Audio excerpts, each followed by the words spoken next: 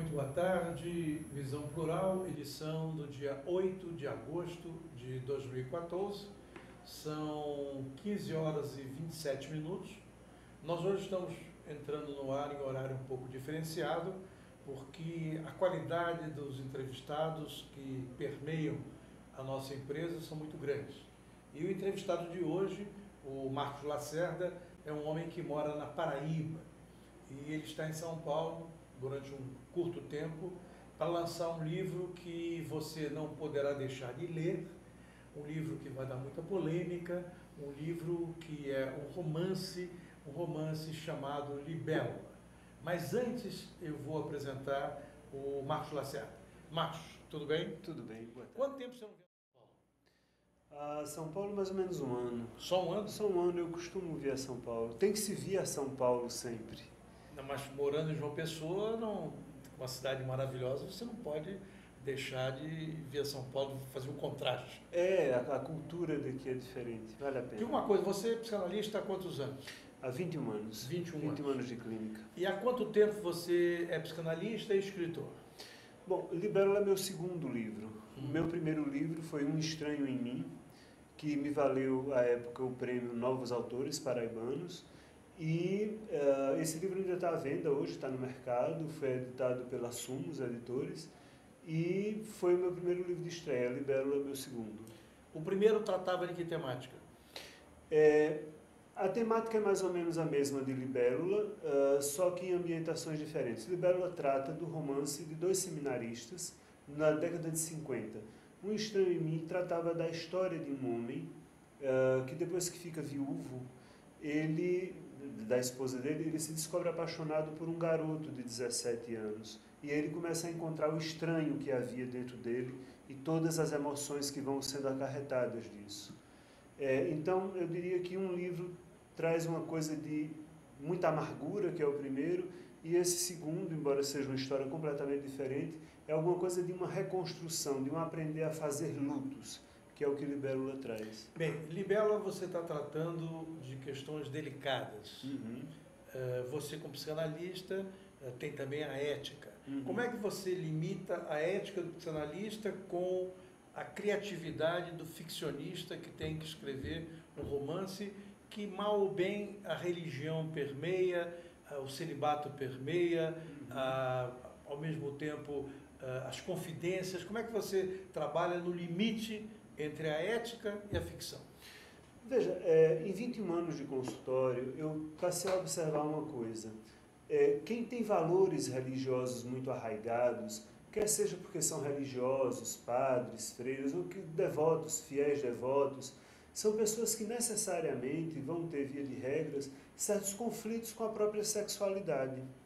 Porque religiosidade e sexo são duas coisas que ainda se batem muito.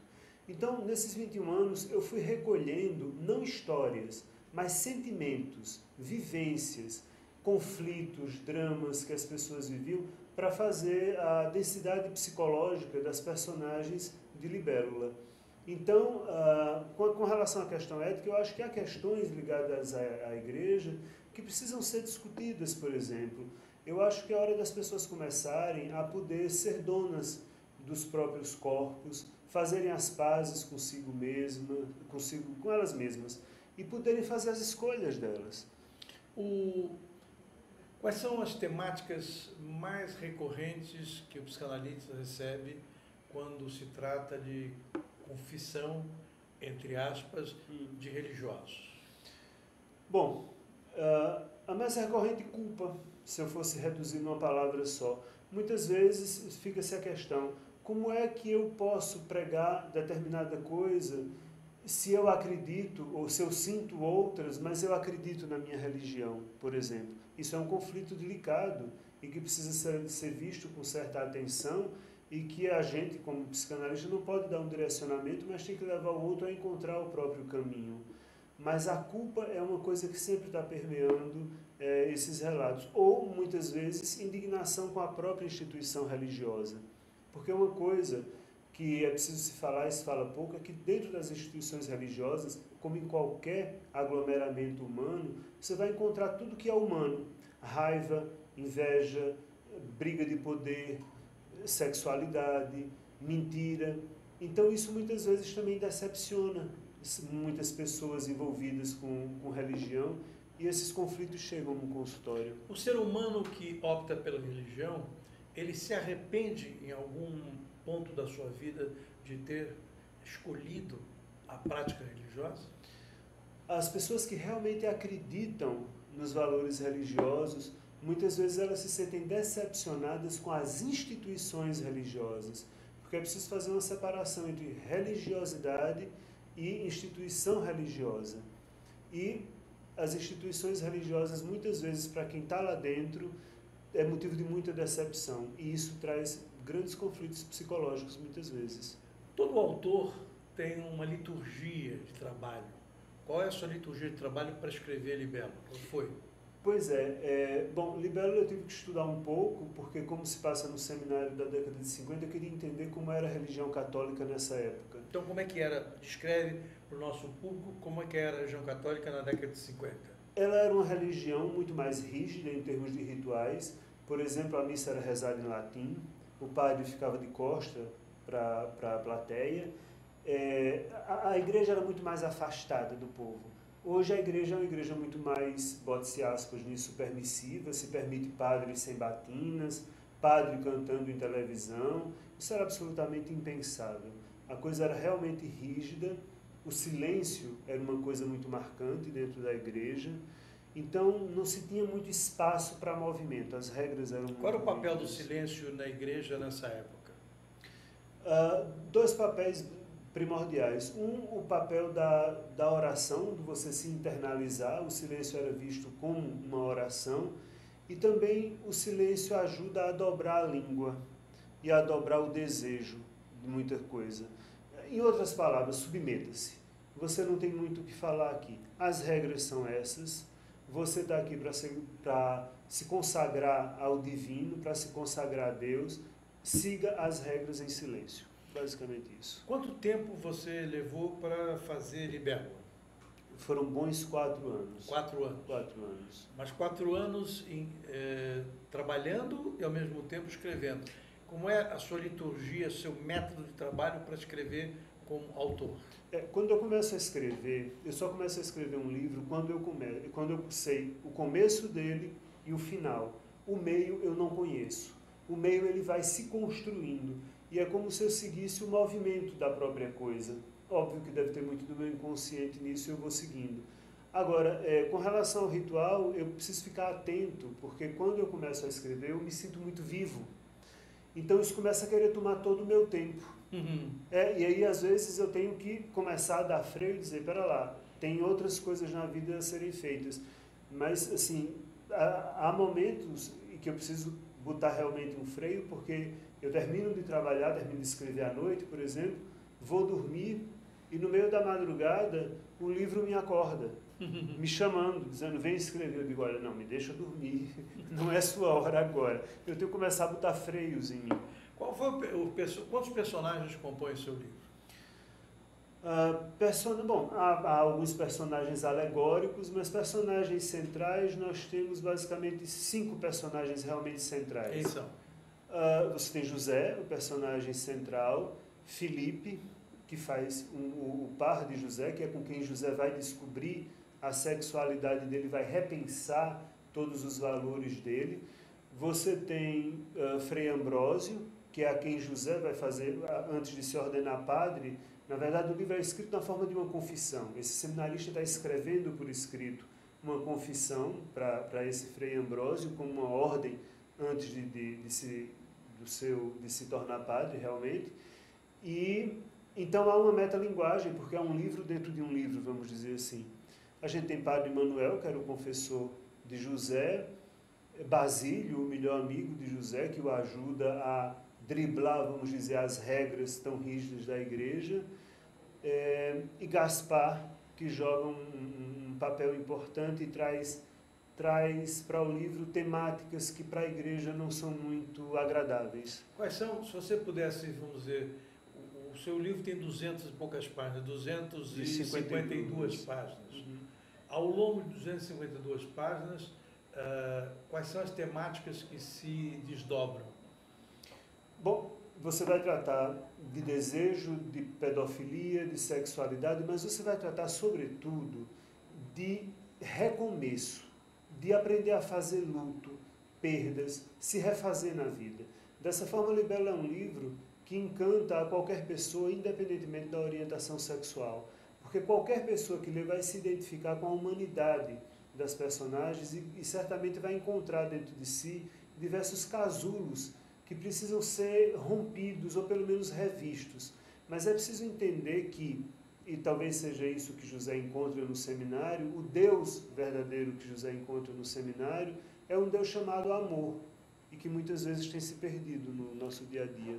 A Pontes Editora foi a primeira que você procurou para publicar a sua obra, ou porque é muito difícil as pessoas conseguirem editar livros com temas delicados ou polêmicos? Sim. Foi a primeira? Não, eu tive muitas portas fechadas e exatamente pelo tema. Algumas editoras me diziam muito claramente, quando me respondiam, o seu livro é muito bom, o seu livro é muito bem escrito, ele foge do lugar comum, mas nós não queremos botar a mão nesse tipo de tema. E teve um, inclusive, que disse, duvido muito que algum livreiro vá se arriscar a botar a mão num tema desse. Aliás, a TV Globo também não quis entrevistar o Marcos Lacerda porque achou que o tema religião não era muito apropriado. Talvez eles estejam ainda no tempo antediluviano, por isso aqui nós da Alto TV, que não temos nenhum compromisso com o chamado partidarismo, que é o caso da TV Globo, nós podemos discutir tudo, não há temas que sejam proibidos. Aqui, qualquer ator ou entrevistador ou autor pode dizer aquilo que quiser, não há censura, mas na TV Globo, como vocês acham, o William Bonner fica lá lendo aquelas letrinhas, aquela voz impostada, linda, mas ali é tudo ficção, não é verdade. Bem, voltando ao nosso entrevistado. Você tinha outro título para o livro ou foi o primeiro título que você escolheu? Não, na verdade, tanto no meu primeiro livro quanto nesse segundo, o título foi A Última Coisa. E quando o livro está pronto, eu olho para o livro e é quase como se eu perguntasse ao livro, como você se chama? Qual é o teu nome? Como é seu nome? Sabe, o filho acabou de nascer e eu estou perguntando ao meu filho, como é seu nome, afinal de contas? E ele me disse, e libélula, não apenas porque a libélula em si apareça em alguns momentos no livro como uma alegoria importante da trama, mas como um símbolo de recomeço. E também como um símbolo, e nisso também tem um trunfo em libélula, que é de começar a chamar as pessoas para aprenderem a viver com a diferença. Uhum. As pessoas hoje vivem muito mal entre elas, porque todo mundo acha que todo mundo tem que viver em um formato só. O mundo não roda na minha velocidade nem no meu tempo. Cada pessoa tem um tempo próprio, uma velocidade própria, é preciso respeitar isso. Tem um ditado que se diz muito, que saco vazio não fica em pé. Mas tem um outro lado do ditado que se fala pouco, é que saco cheio demais rasga. Não adianta eu querer colocar num saco mais do que cabe, porque vai rasgar. Então não espere das pessoas mais do que elas podem. Aceite as pessoas como elas são. E nisso o libélula ajuda muito. Serjão, vamos mostrar a capa do livro, se for possível, por gentileza? Libélula à direita, à esquerda o autor. Lá atrás a igreja de São Francisco, é isso? É verdade. Lá em João Pessoa, uma igreja histórica maravilhosa. Bem, obrigado. Vamos ver agora de novo, vamos voltar aqui a conversar com o Marcos. Marcos, um psicanalista com tanto tempo de uma bagagem que você tem, mudaram as temáticas que os psicanalistas hoje têm que tratar, porque a vida hoje é diferente e é múltipla? Mudaram. As temáticas mudaram, isso a gente sente claramente no consultório. Há 21 anos atrás, quando eu comecei a atender, as pessoas procuravam um psicanalista porque queriam se conhecer, porque queriam entender questões mais simples. Hoje em dia, com o advento do eu quero tirar o sintoma e nada além do que o sintoma, me dê um comprimido e me deixe ser feliz, as pessoas só chegam no consultório quando elas já tomaram todos os remédios que tinham para tomar, já foram em todos os padres, pastores, já fizeram tudo, não tem mais jeito, aí vai para o psicanalista. Então, hoje você recebe sempre casos muito mais crônicos, vamos dizer assim, que seriam mais fáceis de ser solucionados se as pessoas viessem antes. Mas como a gente vive numa época de velocidade, as pessoas estão querendo uma solução. Então, se eu estou tendo um transtorno de ansiedade, por exemplo, eu não estou interessado muito em entender o que é que está acontecendo na minha vida. Me dê um comprimido que passa esse transtorno de ansiedade. E passa, de fato. Acontece que o transtorno de ansiedade, ele não é um problema, ele é um sintoma. Como a febre. Se eu estou com febre, o que me incomoda é a febre. Eu quero que a febre passe, porque eu estou mole, dolorido. Tudo bem, eu posso tomar um remédio para passar a febre, vai passar. Mas a infecção continua e vai explodir em outro lugar. Então é preciso juntar as duas coisas. Eu não estou dizendo que não é preciso usar medicação. Eu estou dizendo que a medicação é necessária para alguns tipos de sintomas mais severos, mas você também precisa investigar certas causas. Isso acontece em todas as classes sociais ou é um sintoma meramente de certo tipo de público urbano? É uma pergunta difícil, porque são demandas diferentes. O público que eu atendo, óbvio, quem tem acesso à psicanálise é um público que tem mais dinheiro, mas se faz um trabalho mais social, por exemplo, a gente encontra pessoas mais permeáveis. Mais homem ou mulher? Mulher. Mais mulher? Sempre mulher. As mulheres procuram muito mais a ajuda do que o homem, como as mulheres procuram muito mais a cultura do que os homens. Isso é curioso. Se você for fazer qualquer workshop, qualquer coisa, comece a contar nas fileiras da plateia. Você vê mulher, mulher, mulher, mulher, um homem. Mulher, mulher, mulher, um homem. As mulheres, elas entenderam que elas precisam estar se renovando e se redescobrindo, até porque a nossa sociedade ainda não é favorável às mulheres, o que é uma lástima. A começar, desculpe, se você pensar na imagem de Deus, Deus é homem. Algum tempo atrás havia um tremendo preconceito contra psicólogo e psicanalista. Sim. As pessoas achavam que psicólogo e psicanalista é coisa para maluco. É. Já está superado esse pré-julgamento? Melhorou muito, eu não sei dizer se 100%, pelo menos no Nordeste eu não sei dizer 100%, mas quando eu comecei a trabalhar, esse preconceito era muito maior. Eu lembro de uma paciente que ela parava o carro 3 quadras antes do consultório e ia a pé, porque ela tinha medo que alguém passasse e visse o carro dela lá. Hoje não tem mais isso, as pessoas vão, nesse sentido a televisão ajuda muito a desmistificar. Mas eu vivi esse tempo de que as pessoas já sentavam na minha frente dizendo, olha, eu vi, mas eu não sou louco, é porque eu estou passando... Não acho que você é louco, acho que você está sofrendo, é só isso. Agora, voltando à temática religiosa, você chegou a pensar em fazer o desenvolvimento do enredo do seu livro, Libélula, nessa igreja mais progressista ou mais contemporânea? Não, eu queria exatamente a igreja mais arcaica, porque nesse tempo, década de 50, a igreja tinha um peso político maior, ela tinha mais força. Mas o que eu queria tratar, e Libélula traz isso, é do como a religiosidade, ou a religião, na verdade, pode ser usada para manobrar e controlar as pessoas. E até hoje é assim, não apenas na religião católica. E se faz isso através da culpa.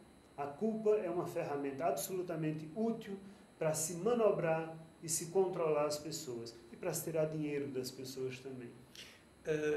Eu comecei a rir porque eu lembrei que temos um novo rabino na praça, o rabino Edir Macedo. Quando ele falou em culpa, em aproveitamento das pessoas, eu lembrei do Edir Macedo posando de rabino.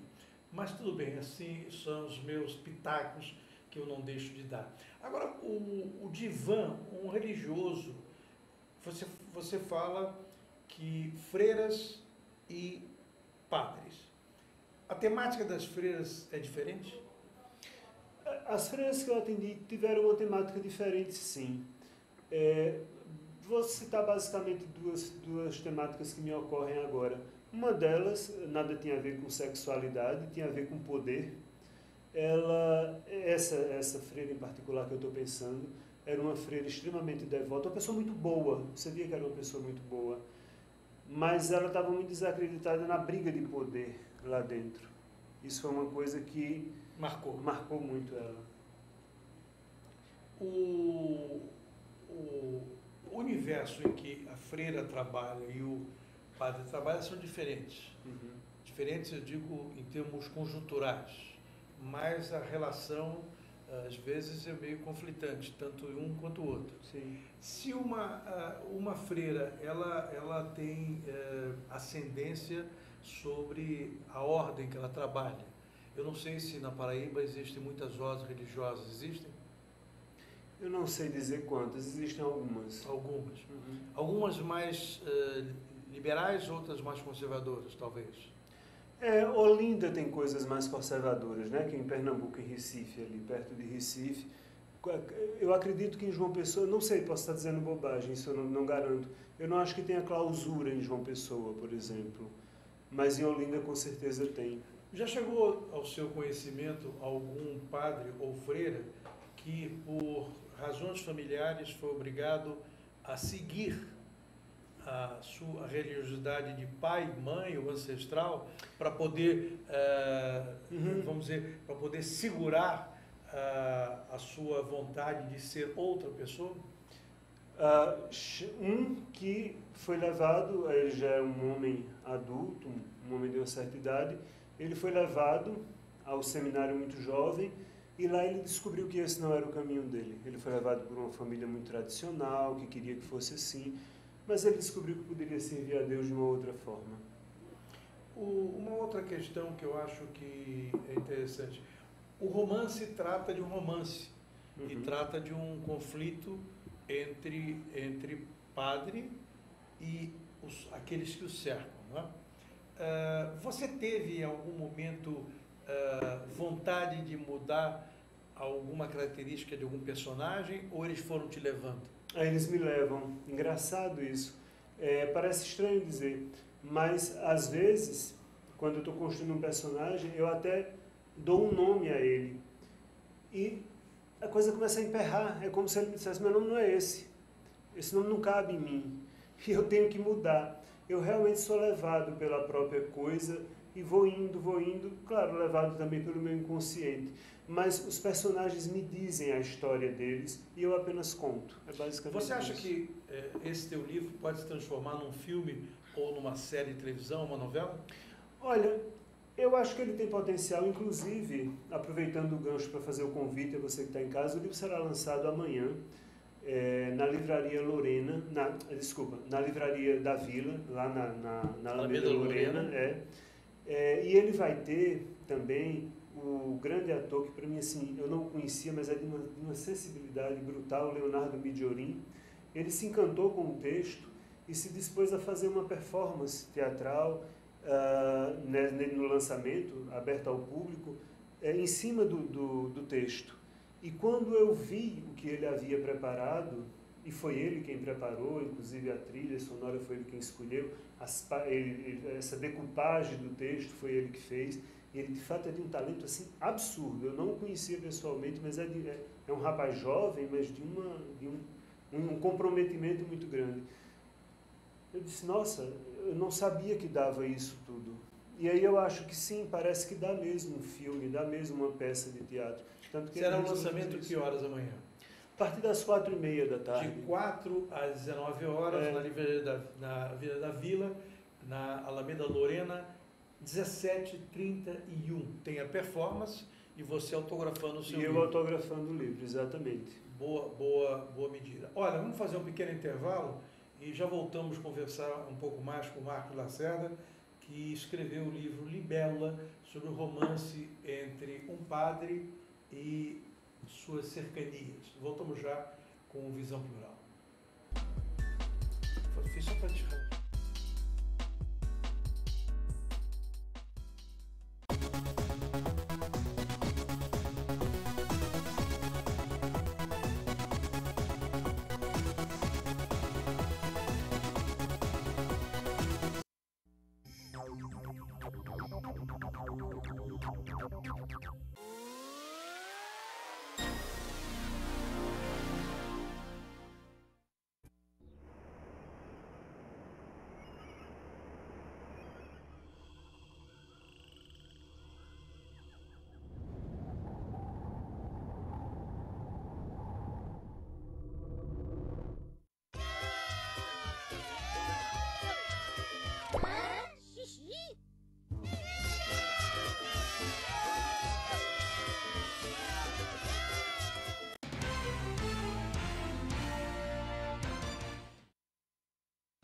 tudo tem a ver com alguma coisa.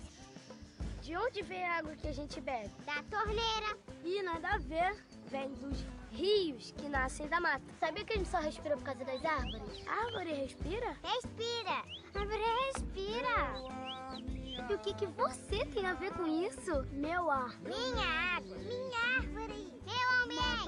Mata Atlântica. SOS Mata Atlântica. Mais 25 anos.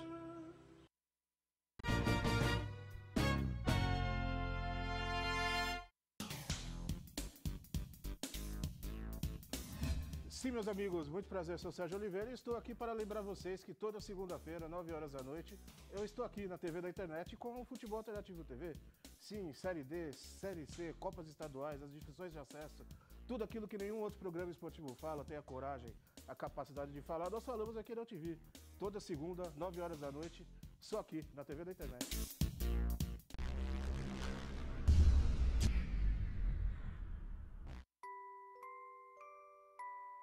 As nossas recordações são os nossos maiores tesouros. Carregamos durante toda a nossa vida. Manipular, distorcer ou implantar falsas memórias, além de ser uma violência, é crime. Somos responsáveis por esse tesouro. Não promova alienação parental.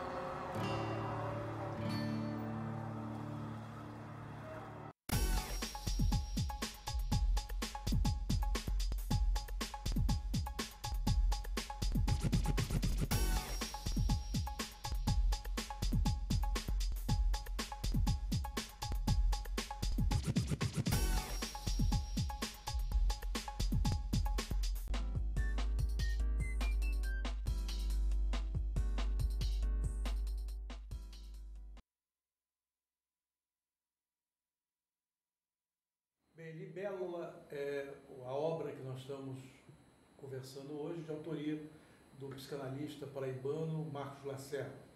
Essa obra trata do conflito entre dois seminaristas que, na década de 50, têm suas inquietações debatidas pelo Marcos Lacerda. Ô Marcos, quando você me disse no primeiro bloco que você levou 4 anos para pesquisar e escrever a obra. Uhum. Não é o seu primeiro livro, é o segundo. Uhum. O primeiro livro, que era um livro que tratava Um Estranho em Mim, uhum, tratava da mesma temática sobre outro ângulo. Sim. Não é isso? Sim. Qual era o ângulo de O Estranho em Mim? O Estranho em Mim é a história de um homem que depois de viúvo se apaixona por um garoto, mas é um homem muito amargurado e ele não consegue dar conta das perdas dele. Talvez o grande trunfo de Libélula, nesse sentido, seja a capacidade de levar o leitor a fazer lutos, a enfrentar perdas. Porque uma coisa que a gente precisa se soltar é da ideia de que a gente controla a vida, de que as coisas estão no nosso controle. Nós gostamos muito dessa fantasia de que tudo está sob o meu controle e tudo eu vou dar uma solução. Nesse sentido, a personagem principal do livro José mostra muito bem que quando ele vai pegando, a vida diz, é minha, e leva de volta. Sabe? E aí ele, de novo, quando ele vai, a vida dá uma rasteira. E ele aprende a ir se recompondo, abandonando, revendo valores, fazendo lutos. E a gente muitas vezes não sabe fazer isso na vida e sofre muito. Pessoas rígidas sofrem muito. A gente precisa aprender flexibilidade. Você acha que, independente dos seus personagens, as pessoas hoje estão deixando a rigidez de lado ou não? Não penso.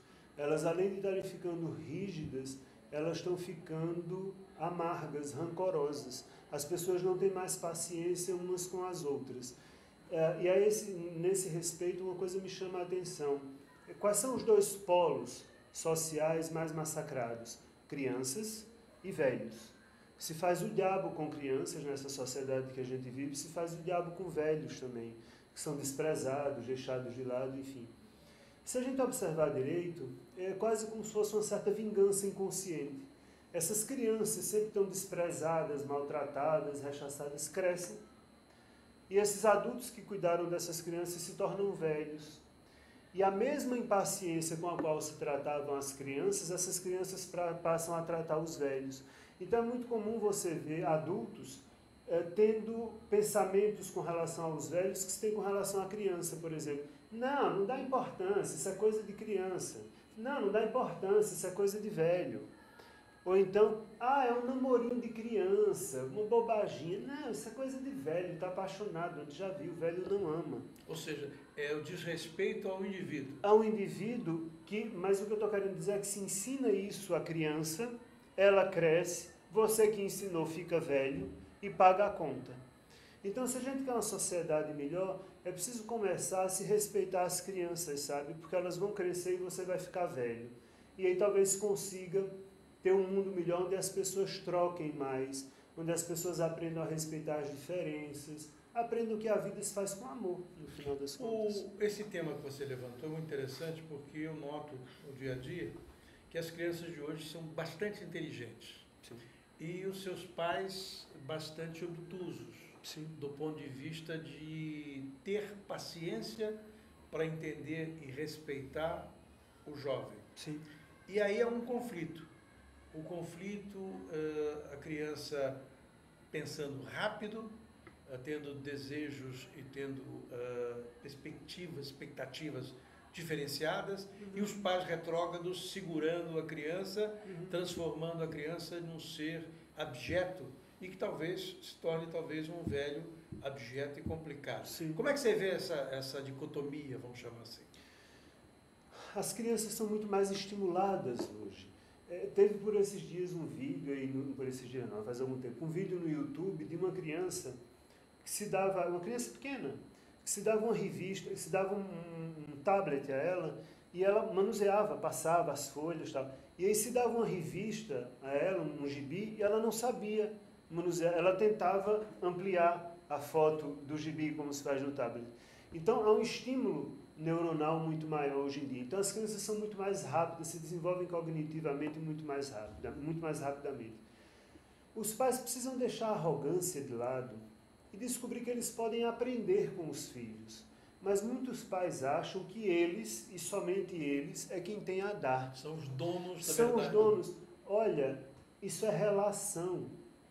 Afeto entre pais é troca. Aprende a trocar com o teu filho.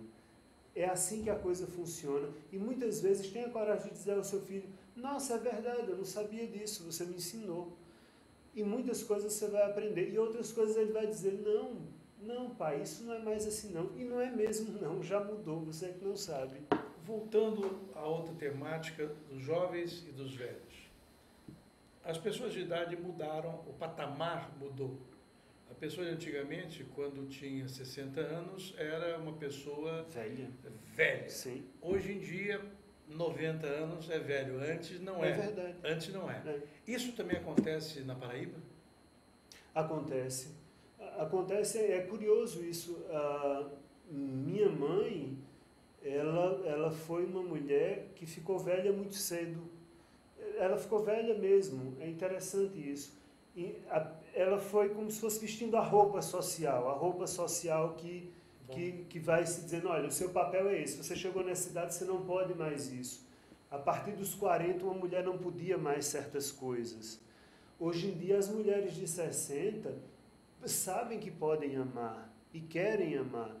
Hoje em dia, uma mulher de 60, se não interessa quanto tempo ela está casada, se o homem encher muito o saco dela, ela vai embora. E vai refazer a vida dela, e refaz mesmo. E isso torna a pessoa jovem, viva. Isso é uma coisa importante. A renovação da igreja, lenta, como instituição centenária, é lenta, mas ela vem acontecendo. Você pensou no seu próximo livro ou não? Tem algumas coisas fomentando dentro da minha cabeça, mas eu vou esperar esse filho nascer dentro de mim para eu poder trazê-lo para o mundo. Mas com relação à igreja, ela tem mudado, mas ela tem mudado muito mais por um aspecto político de querer continuar sendo aceita, não perder o rebanho dela, porque a Igreja Católica, sobretudo, já foi muito...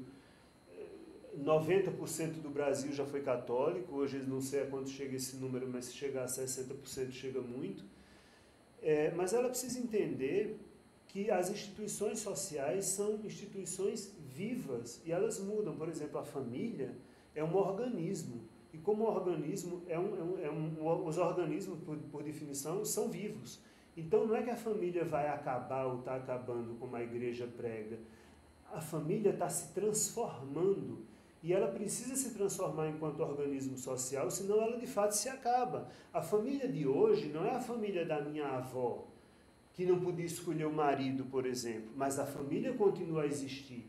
Não é porque pessoas do mesmo sexo hoje em dia podem se casar, até porque a Corte Máxima do país já definiu isso, que a família está acabando.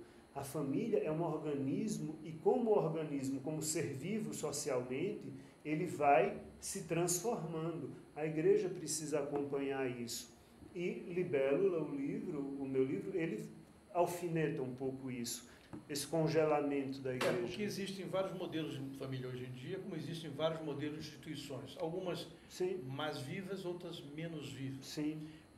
Você falou que amanhã, às 16 horas, você está esperando lá na Alameda Lorena, 17h31, na Livraria da Vila, que haja uma performance do ator global, qual é o nome dele? Leonardo Midiorin. Ele ficou tão encantado com o texto do livro que ele se dispôs, ele quis fazer um monólogo a esse respeito. Quanto tempo dura esse monólogo?